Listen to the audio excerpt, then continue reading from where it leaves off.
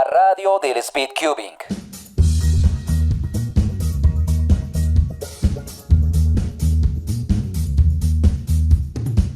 Regresar después de más de 6 meses no es fácil. Regresar después de que ese primer episodio tuvo un gran éxito para mí, que cumplió las metas que me había propuesto, no es nada fácil. Debí haber seguido la continuidad en aquel febrero, pero no lo hice. Por algunas cuestiones personales, por algunas razones. La verdad no hay ninguna excusa para no haber seguido, pero aquí estoy. Nunca es tarde para regresar. El caso es que primero quiero darle las gracias a aquellas personas que apoyaron y compartieron ese primer capítulo del podcast, que sinceramente no esperé que fuera a tener esa aceptación.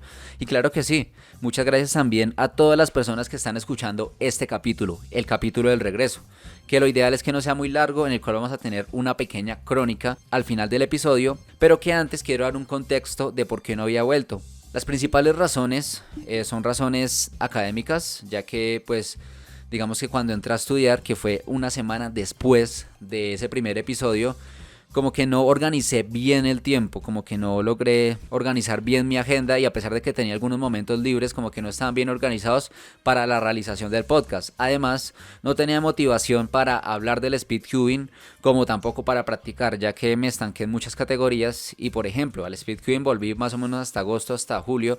Entonces como que no ha sido nada fácil, porque mientras muchos subían, mientras muchos superaban metas inalcanzables en algún momento, yo estaba estancado y estaba promediando lo mismo que hace 2 años. Así que no me motivé a practicar y pues tampoco a subir los podcasts. De verdad que hubiera deseado, porque muchos torneos se han dado acá en Colombia, pero desafortunadamente regresar hasta ahora probablemente haga que mucha gente no lo escuche. Pero para los que están aquí, de verdad, de nuevo, muchas gracias. Y lo ideal es que la continuidad del podcast se dé de la manera que se debió haber dado desde el comienzo del podcast. Hay que decir que lo ideal era hacer un contexto acerca de los torneos previos a los que había participado antes de regresar, y para eso había subido un video en YouTube, o tenía la intención de subir un video a YouTube, el cual grabé y todo, pero no sé qué pasó al pasarlos de la cámara al computador, los archivos se dañaron y quedé en las mismas, porque como por enésima vez cuando intentaba subir un video tenía algún problema técnico. El caso es que por eso estoy realizando este podcast, ya que pues va a ser breve y es mucho más fácil de editar que un propio video, se demora menos en renderizar.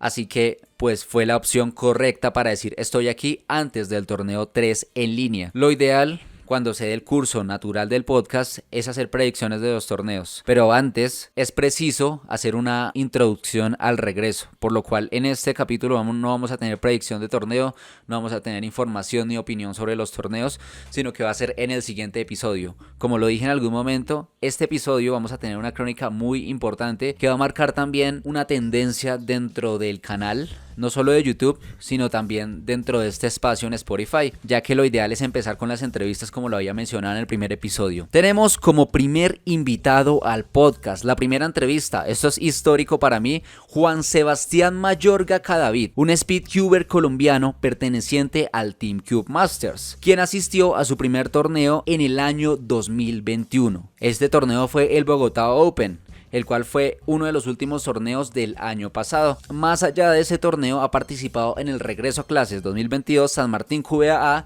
y en el Eden Cubing. La categoría en la que mejor se desenvuelve a nivel global es 4x4, ya que está dentro del top 300 tanto en media como en single. Como no ha asistido a los últimos torneos, lo más probable es que cuando regrese a las competiciones oficiales supere la mayoría de sus récords personales oficiales y también agregue probablemente nuevas categorías. Desde este espacio le deseamos éxito a Juan David en sus próximas competiciones. Esperamos que regrese al ruedo pronto y que logre empezar a marcar tendencia en algunas categorías, que empiece a cumplir sus metas, y eso es lo ideal con todos los invitados que vamos a tener de ahora en adelante en este podcast. Que después de llegar a este podcast como que les dé buena suerte y empiecen a superar sus metas y empiecen a llegar cada vez más lejos, tanto en ranking nacional como internacional. Y si ven el speedcubing solo como un hobby, que cada vez más lo disfruten. Si lo ven solo como un pasatiempo para pasarla bien, que cada vez se sientan mejor al hacer speedcubing. Ese también es un objetivo de traer invitados acá al podcast.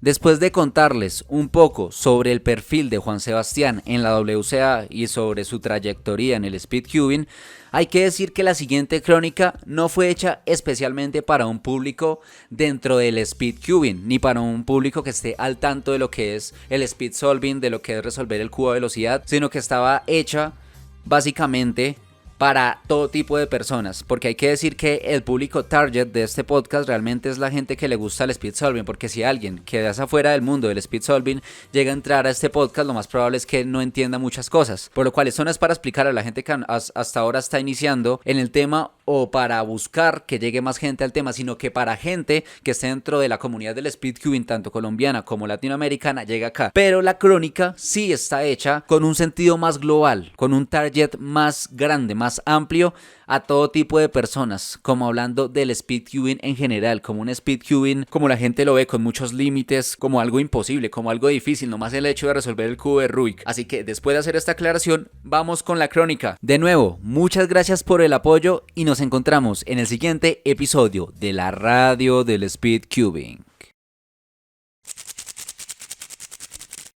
Una gran parte de las personas ha intentado resolver alguna vez el famoso cubo de Rubik, pero fracasan en el intento y terminan desensamblándolo o cambiando sus pegatinas de tal manera en que quede resuelto.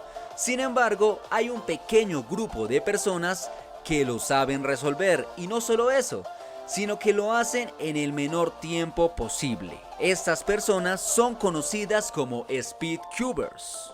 Una de esas personas es Juan Sebastián Mayorga, estudiante de Ciencias del Deporte. Tengo 21 años y llevo practicando Speedcube hace aproximadamente año y medio.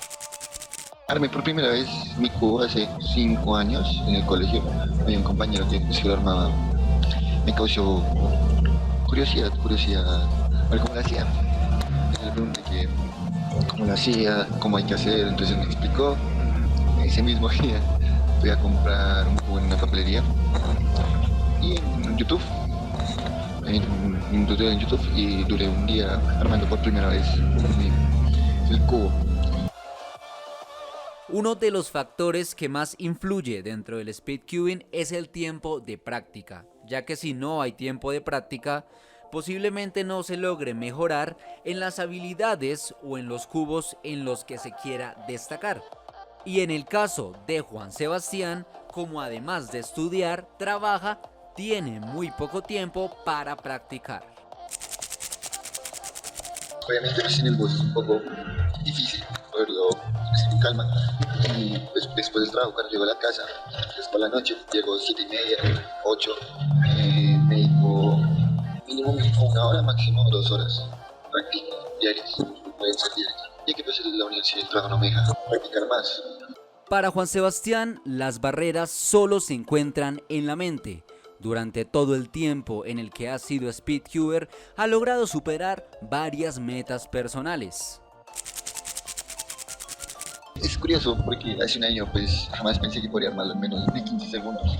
O en 20 segundos yo veía eso imposible. Entonces yo creo que el logro que me hizo saltar de la emoción fue poderlo armar por primera vez en menos de 15 segundos. Y yo creo que en menos de 10 segundos también. Entonces han sido como las dos metas que es imposible, pero que ya las logré romper.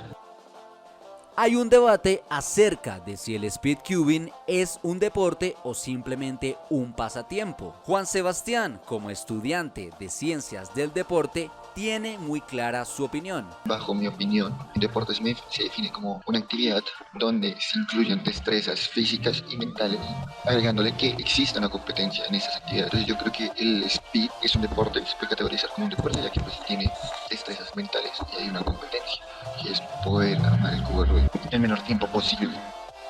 Lo que para algunos es imposible, para otros es motivo de superación. Es un desafío más para superar.